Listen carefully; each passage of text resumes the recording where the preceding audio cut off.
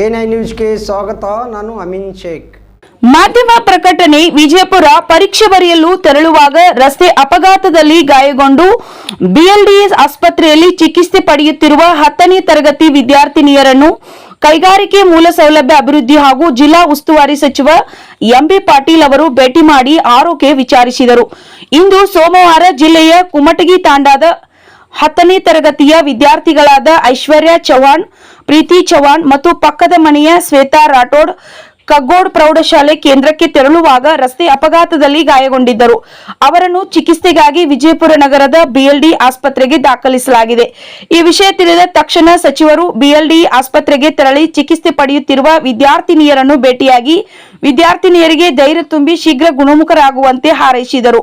ಅಲ್ಲದೆ ವಿದ್ಯಾರ್ಥಿಗಳು ಸಂಪೂರ್ಣ ಚೇತರಿಸಿಕೊಳ್ಳುವವರೆಗೆ ಅವರಿಗೆ ಉಚಿತ ಚಿಕಿತ್ಸೆ ನೀಡುವಂತೆ ವೈದ್ಯರಿಗೆ ಸೂಚನೆ ನೀಡಿದರು.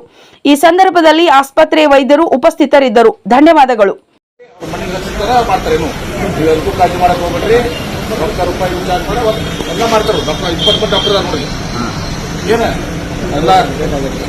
ಅದು ಕೂಡ ಅದಾಗಿದೆ ಸ್ಪಾಟ್ನಾಗ ಈ 3 ಹುಡುಗರು ಕಲಿ ತಗೋದ 3 ಹುಡುಗರು ಡಾಕ್ಟರ್ ಅದಾವ.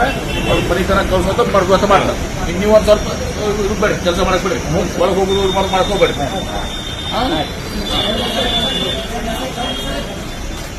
Hello everyone, please subscribe to A9 News Bijapur.